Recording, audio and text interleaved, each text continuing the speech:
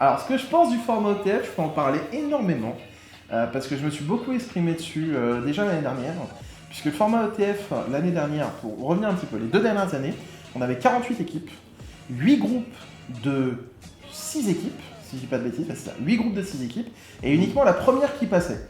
Donc ça veut dire qu'en moyenne, il fallait faire 5 victoires pour 0 défaite pour avoir une chance de passer, puisque même dans certaines situations, 4 victoires pour 1 défaite étaient éliminatoires.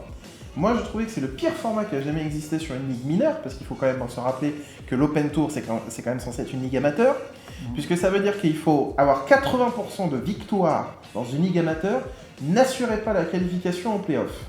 Quand on compare juste à des tournois habituels, par exemple, les derniers champions du monde, si je dis pas de bêtises, je crois que leur pourcentage de win rate au niveau des championnats du monde, c'est 70%.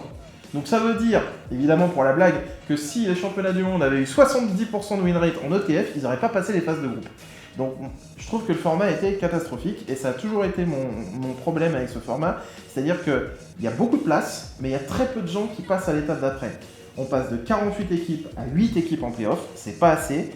Et sur sur toutes les équipes qui ont participé aux étapes, on n'en prend encore une fois que 8 pour jouer les playoffs elles-mêmes de l'Open Tour. Donc ça a été mon gros problème. Ils ont décidé de faire évoluer le format de manière à permettre à plus d'équipes de participer. Donc plus d'équipes qui participent, plus d'étapes. Donc en finalité, plus de prétendants. Mais le problème que j'ai avec ce format, c'est que on reste sur une quantité d'équipes qui passent en playoff qui est petite. Avant, on passait de 48 à 8. Maintenant, on passe de 64 à 8. Donc au final, il y a encore moins d'équipes qui passent. D'un point de vue pourcentage, il y a encore moins d'équipes qui passent. S'ils étaient passés de 64 à 16, ça aurait été très bien. Ça fait une équipe sur 4. Avant, on était à une équipe sur 6 qui passe en play-off. Là, on est à une équipe sur 8. Donc pour moi, ça va être encore plus élitiste. Donc on risque d'avoir le même problème, c'est-à-dire que les équipes ne soient pas régulières dans leurs résultats. Et qu'elles ne soient pas régulières, pas parce qu'elles sont mauvaises, mais parce que le format est trop punitif. Et ça a toujours été le plus gros problème que j'ai avec l'Open Tour, surtout sur des joueurs amateurs. Le deuxième problème, c'est qu'ils ont encore en plus réduit les places en play-off, puisqu'on passe de 8 à 6.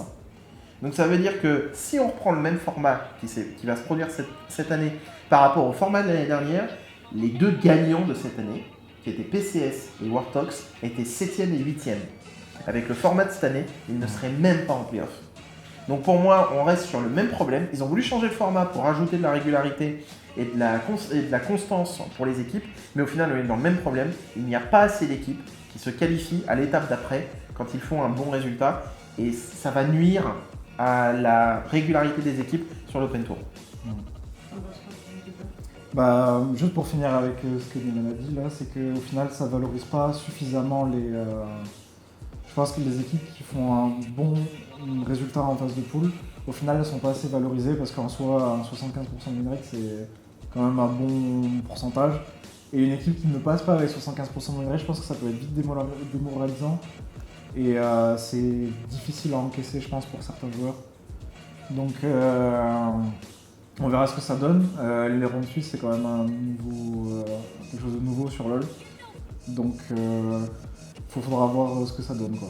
Mais c'est quand même difficile pour certains joueurs, je pense que ça reste difficile à encaisser. Il y a un point qu'on n'a pas parlé, c'est qu'étant donné que le format change, il y a une grosse différence entre le format de groupe et le format des rondes suisses. C'est que dans le format de groupe, il faisait des tie-breaks. Il faisait des tie-breaks quand les équipes étaient à égalité. Donc on a souvent eu des triangles d'équipes qui ont toutes fini en 4-1 ou en 3-2 et qui ont dû jouer des tie-breaks. Le format de la ronde suisse, il n'y aura plus de tie-break. Ouais. Donc si ça se trouve, ce qui va se produire, c'est qu'on va avoir 10 ou 15 équipes qui vont être en 4-2, et les équipes qui seront en 4-2, et au final, c'est le règlement qui va départager qui passe. Donc ça se trouve, on va en avoir qui vont se dire on est passé, on ne sait pas pourquoi. Il y en a qui vont se dire on n'est pas passé, on est meilleur que ceux qui sont passés. Et donc ça va générer encore plus de conflits. Ouais. Et pour rajouter un dernier truc par rapport au staff, l'avantage des phases de groupe, c'est qu'on avait quand même une phase de préparation. Là, il n'y en a plus, parce que ça va être difficile de deviner contre qui on va jouer. Ça va être un peu du feeling au dernier moment. Il va falloir sûrement qu'il y ait quelqu'un en plus qui vérifie pendant que l'équipe est en train de jouer, qui va devoir regarder comment ça se passe à côté pour essayer de prévoir contre qui tu vas tomber, pour essayer de préparer un minimum ton match. Ça met un peu de côté cette qualité, je pense, que les staffs doivent avoir. savoir préparer un match. Je trouve que c'est genre super important. Et ouais, ça enlève un peu de compétences au staff. Moi qui suis staff secondaire, ça m'enlève une part de travail supplémentaire, quoi. C'est surtout que plus le format est différent de la Ligue OTF, on peut dire que c'est une ligue, c'est la division 3 française, mais plus le format est différent de cette division 3 par rapport à la division 2, plus les éléments qui sont mis en avant en division 3 ne permettent pas de juger si un staff est compétent pour monter dans la ligue d'au-dessus. Donc si ça se trouve, des staffs qui vont sortir leur épingle du jeu en division 3 vont obtenir des chances en division 2 et seront complètement incompétents. Parce que s'ils sont bons dans l'analyse instantanée et ils sont capables de drafter correctement, ça ne veut pas pour autant dire qu'ils seront capables de mettre en place un cadre d'entraînement et de préparer des matchs une semaine sur l'autre. Et nous on désapprend parce qu'on a eu des habitudes de travail du coup avec MCS et on doit désapprendre des choses. Donc c'est un peu bizarre. Je suis très content du fait qu'on redémarre avec le même staff parce qu'on a tous eu une sensation de pas fini. Parce que quand on était chez MCES, alors je vais pas rentrer dans le détail de ce qui s'est passé, etc. Mais on a eu vraiment ce sentiment qu'on a été bridé. On a plein de choses qu'on a voulu mettre en place. Pour certains d'entre nous, que ce soit pour Radiant et moi-même, c'était notre première expérience en Division 2. Moi, j'ai eu l'expérience du haut niveau en tant que joueur, mais j'ai pas eu l'expérience du haut niveau en tant que coach. J'ai surtout encadré beaucoup d'équipes compétitives, beaucoup d'équipes amateurs ou du joueur en individuel. Donc moi, c'était vraiment ma première expérience dans une ligue de quelque chose de construit qui suit semaine après semaine avec vraiment un cadre sur le long terme. Donc le fait malheureusement, on a été bridé, on n'a pas pu montrer tout ce qu'on pouvait fournir et que notre travail n'a pas forcément été mis en valeur, là, le fait qu'on recontinue à travailler ensemble, qu'on va pouvoir profiter de tout ce qu'on a construit, et cette fois-ci de le faire et de l'appliquer correctement, même si c'est sur la ligue inférieure, ça n'a pas grave. L'équipe, on considère qu'elle a plus de potentiel. L'Open Tour, c'est une ligue qui est très compliquée quand même à gagner. Ça reste une des ligues inférieures, une des ligues mineures les plus difficiles à gagner. Donc, on sait que notre travail va être mis en valeur. On a l'avantage en plus du coup d'avoir préparé... on sait comment on se connaît, quoi. On sait comment on fonctionne, on connaît les points forts et les points faibles de chacun. Et je pense que du coup, on part avec un gros avantage dans le sens où les premiers scrims qu'on a fait, on savait ce pourquoi Nelan est bon, ce pourquoi moi je suis peut-être un peu moins à l'aise, et ce pourquoi moi par contre j'ai de l'expertise et des trucs à amener. Du coup, on se complète et je pense qu'on s'est rendu compte, de toute façon, en travaillant chez MCS, qu'on forme un bon duo quand même. Et que, ce qu'il a dit Nelan, c'est qu'on peut je pense qu'on est en capacité avec Historia là de prouver qu'on peut faire des choses bien tous les deux, quoi. Et emmener une équipe, on dit deux, surtout dans la finalité. Et puis aussi humainement, le fait qu'on est capable tous ensemble de vouloir recommencer l'année ensemble, c'est que ça prouve aussi, peut-être s'il y a des gens qui se sont posé des doutes sur comment ça s'est passé à MCS Academy, vous voyez bien, que ce soit Radiant, Neji ou moi-même, on a décidé de repartir ensemble pour une année. Donc ça prouve bien que humainement parlant, entre nous, ça fonctionne. On avait des idées en tête précises, je pense, de ce qu'on voulait faire. Donc on avait des joueurs en tête dès le début, on savait qui on voulait, et on a réussi à les avoir. C'est ça qui nous a plu à Nelan, et je pense qu'on s'est félicité quand on a eu les accords de tout le monde, qu'on a eu qui on voulait, et on est trop content parce que le groupe fonctionne, humainement ça fonctionne. Je pense qu'à 7 et même à 8 à l'ENJ, tout marche bien. C'était une de nos priorités. L'aspect humain, c'était une de nos priorités. Pour monter un truc humain, pour qu'on puisse travailler ensemble, c'était important pour nous. Donc déjà ça, c'est réglé, on l'a eu, on est content. Après, pour parler des profils en eux-mêmes, on a pris 8 parce que moi déjà j'ai eu l'occasion de le coacher du coup chez Elandra et MCP. On se connaît, moi et lui, très bien, on sait comment l'un et l'autre fonctionnent. Donc c'est un gros avantage. En plus de ça, il a réussi à se montrer dans les Open Down avec Zephyr. Je pense qu'il a sorti sa meilleure performance depuis qu'il est sur la scène. C'était peut-être même le joueur que pas forcément tout le monde attendait et qui a performé vraiment le mieux possible. Je pense que derrière No Name, qui a été recruté par MCS Academy, on a recruté pour les Open Down. C'est le meilleur recrutement possible. C'était le deuxième. WIP a fait la deuxième meilleure performance des Open Down des 20 joueurs qui étaient présents l'année dernière. Enfin, cette année même plutôt. Ouais, sincèrement, il nous a impressionnés. Donc oui, on a voulu dans les tryouts parce que il fallait donner cette chance à quelqu'un, et en plus de ça, qui avait le niveau Div 2. Donc quand on a su qu'il ne pouvait pas aller en Div 2, on s'est jeté dessus, quoi. Parce que, pour des raisons en plus qui honnêtement sont pas ouais, c'est pas des compréhensibles. C'est des raisons hors sportives en plus, Ouais. donc C'est hors compétition. Puisqu'il n'a pas été pris, la principale raison pour laquelle il n'a pas été pris, c'est parce qu'il finit ses études. Et on trouve ça dommage, on comprend. Vu le format de la ligue, vu la division 2, vu le fait que ce soit quelque chose de régulier et que ce soit quelque chose qui se produit en semaine et pas le week-end, on comprend que c'est le premier échelon de la ligue professionnelle. Donc ils cherchent à avoir des joueurs qui peuvent professionnaliser. Mais c'est dommage d'avoir un joueur qui a le niveau Div 2, qui a un potentiel où il peut monter encore plus loin, qui s'il a le niveau Div 2 alors qu'il est en train de finir ses études, qu'est-ce que ça va donner une fois qu'il aura fini ses études et qu'il pourra se consacrer entièrement au jeu, qu'aucune équipe ne veut lui donner sa chance sur un principe de format d'entraînement. Ouais. C'est même pas sur une question de potentiel, c'est même pas sur une question de niveau à l'instant T, c'est juste sur une question de format de l'entraînement. Ouais. Et en plus de ça, on en a parlé ensemble de joueurs comme Targamas qui a gagné une fois les U-Masters en faisant ses études en même temps. Donc je pense que le fait d'avoir des études à côté, c'est pas un problème déjà de 1, et c'est pas un critère suffisant pour refuser quelqu'un déjà en Div 2. Quand un joueur gagne les U-Masters dans des études en Div 2, c'est possible. Sachant qu'en plus, juste en réfléchissant au simple fait qu'il est en train de faire ses études, c'est que ça donne pas une bonne image, ça donne pas non plus une bonne image de la scène. Parce que c'est-à-dire qu'un joueur talentueux doit choisir entre ses études ou sa carrière sportive. Et donc nous, avec le projet Historia, on veut montrer qu'on peut inclure des joueurs qui ont aussi des projets personnels, qui sont en train de construire leur avenir et qui sont en train de construire même leur présent, sans qu'ils aient besoin de faire un choix. Ouais. Non, c'était important pour nous que les joueurs n'aient pas à choisir entre nous et leur vie. Moi, ça me mettrait mal à l'aise qu'un joueur devait arrêter ses études ou son travail juste pour jouer à LoL. Ou ses relations personnelles, on a déjà eu ça. En plus de ça aussi, c'est un autre facteur, mais ouais. Enfin, c'est pas sain et c'est pas éthique, je pense. Après, du coup, pour passer à Dopa, donc à Dopamine, nous, ce qui nous a plu, et ce qu'on a remarqué aussi dans les Open Down, du coup, il les a gagnés pour le coup avec PCS. C'était son intelligence de jeu, on l'a trouvé très intelligent et très pertinent dans sa façon de jouer et dans la façon de driver son équipe. Donc on avait besoin d'un profil comme ça. C'était important pour nous, on l'a essayé dans les tryouts. L'idée qu'on se faisait de lui s'est avérée vraie, on s'est rendu compte que c'était ce qu'il fallait. Donc on est tombé sur le profil parfait pour le jungle, donc ça a été pour nous une évidence de le prendre lui en tout cas. On peut parler de Ruben après, donc Ruben qui était chez MCS Academy avec nous. Qui a fait la fin du split. Oui, la fin du split. Parce qu'il a joué les 9 dernières games avec nous. C'est ça, 18. Voilà. Donc ouais, la bonne moitié quoi, la bonne moitié plus les up and down. Pour nous, re-signer avec Ruben, ça a été presque une évidence, je pense, en soi. Oui. Ça a été facile pour nous de prendre ce choix en tout cas, parce que on savait comment il travaillait, on savait le potentiel qu'il avait.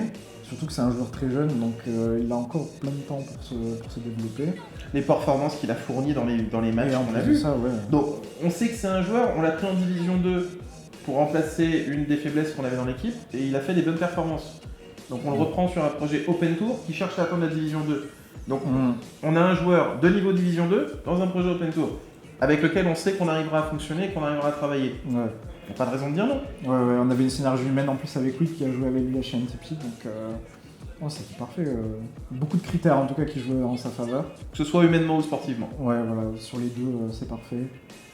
Du coup, on peut parler de Grec maintenant. Grec, je pense qu'il nous a tapé dans l'œil avec Nelan en étant le meilleur ADC mécaniquement déjà de l'Open Tour.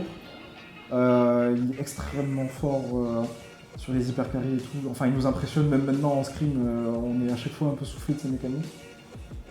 Pour moi, pour revenir sur Grec, moi, il y a deux. Moi, ayant fait un parcours en tant qu'ADC, les deux plus grandes qualités que je mets en avant chez un ADC, c'est l'agressivité et le potentiel mécanique. Et pour moi, que ce soit en Open Tour ou en Division 2, de tous les joueurs qui étaient disponibles, voire même non disponibles, même comparé avec ceux qui ont été pris, c'est le joueur qui a la plus grande intelligence la plus grande intelligence de jeu vis-à-vis de son agressivité et le plus haut potentiel mécanique, que ce soit dans la phase de lane ou pendant les phases de teamfight. Donc c'était une évidence de l'intégrer au try-out et de le voir comme un profil privilégié. Ouais, tout à fait. Et en plus de ça, on a la chance, encore une fois, que ça colle parfaitement humainement avec Whip et Ruben, surtout, ouais. Surtout avec Whip et Ruben, les deux Mathéo, ils s'entendent vraiment bien, donc c'est trop bien, quoi. Genre, je pense que c'est trop cool. Du coup, on peut parler d'Aku. Ouais, voilà, c'est Aku. la surprise. Je pense que, enfin, j'espère que ça fera parler, parce que c'est trop bien d'avoir un joueur pareil en open tour. Enfin, pour nous. Pour lui, je sais pas, mais pour nous, en tout cas, c'est trop bien de bosser avec un joueur qui a autant d'expérience. Il a réussi à monter à gagner les Open Down LFL. Il a fait une saison de fou chez Eliandra en Div 2. Surtout quand on revoit, parce que Eliandra n'était pas vu comme l'équipe favorite, ils étaient vus comme parmi les derniers, ils étaient vus comme des bas de tableau. Ouais, ils arrivent à gagner les Open Down LFL. Que ce soit d'un point de vue communication interne ou les échos qu'on avait de l'équipe, tout le monde a crédité le travail d'Akutsune et l'impact qu'Akutsune a eu sur l'équipe et sur les rookies qu'il a encadrés. Nous, on commence le processus de recrutement, on voit les profils qui nous intéressent, on commence à regarder par rapport à Whip, par rapport à Ruben, par rapport à Greg, et on se voit, on se dit, bon, c'est des profils qui nous intéressent. Ouais. Si on n'a pas un vétéran pour les encadrer, on va avoir du mal. Et donc on voit les profils open tour, et on se dit, mais qui on va bien pouvoir prendre? Et là, d'un seul coup, on se retrouve avec Akutsune qui annonce qu'il est libre, qu'il a eu aucune offre. En LFL en Div 2 en plus. Que ce soit en LFL ou en Div 2, aucune offre intéressante. Il a fallu qu'il se plaigne pour que les équipes le contactent. Et là, on était... on a sauté sur l'occasion, hein. On y a dit, on y va. On y va, on lui a présenté le projet. Il a kiffé. On lui a dit qu'on pouvait construire quelque chose qui correspondait à ses valeurs et à son potentiel et que on voulait qu'on construise quelque chose avec lui. Ouais, et il est tombé amoureux de Greg en plus. Donc,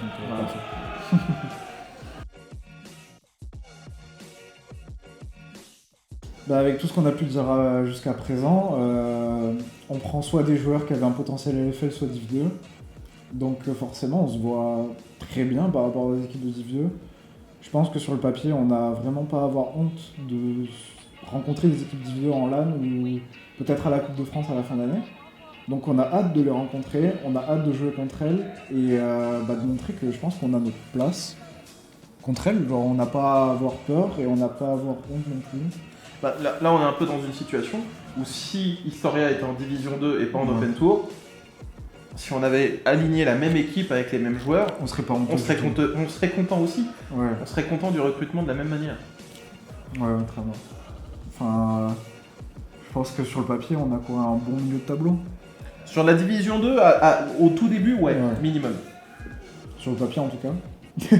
Mais ouais, du coup, on a hâte de les croiser en LAN et tout et de montrer qu'on a le niveau et qu'on va prendre leur place, je pense.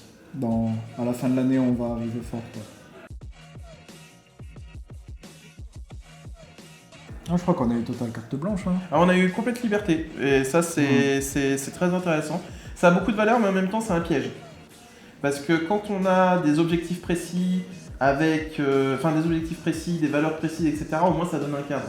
Et donc on sait les joueurs qu'on va rechercher, on sait ce qu'on va construire avec eux, on sait ce qu'on vise, etc.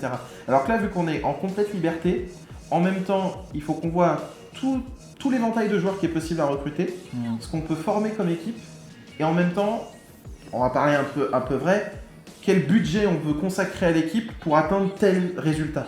Et donc, que ce soit cohérent avec tout ça, c'est que le budget soit cohérent avec les résultats et avec les objectifs envisagés. Et pareil, est-ce que les joueurs qu'on a pris sont cohérents par rapport aux objectifs qu'on envisage? Donc c'est le fait d'avoir carte blanche, c'est à la fois une opportunité, mais ça peut aussi être un piège. Ouais, c'est ça. Et vous vous êtes senti comment par rapport à votre recrutement au fait de recruter des gens? Honnêtement, on a eu énormément de travail. Je pense que, c'est une hypothèse, mais je pense qu'on a dû être un des staffs qui a le plus travaillé sur la phase de recrutement de tous, parmi tous, parce qu'on a passé pas loin de 14 heures par jour pendant plus de 3 semaines à faire du scouting, à contacter les joueurs, à leur parler, à savoir où ils en étaient aussi dans leur processus de recrutement, parce que vu que c'est des profils de Division 2, il fallait savoir si ils avaient eu des réponses de la Division 2. Il a fallu préparer. On a fait un double processus de recrutement, puisqu'on avait à la fois des profils privilégiés et les profils publics qui nous ont contactés à travers les annonces de la structure. Donc on a vraiment on a fait l'éventail de joueurs le plus grand possible.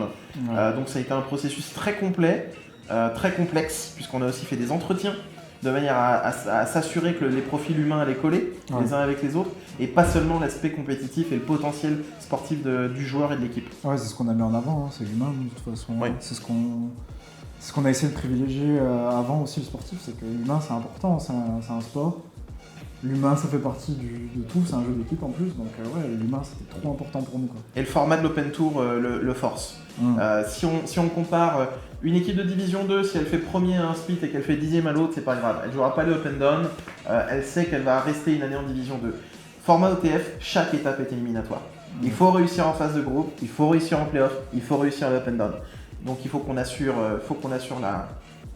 la régularité et le niveau de l'équipe sur toute l'année.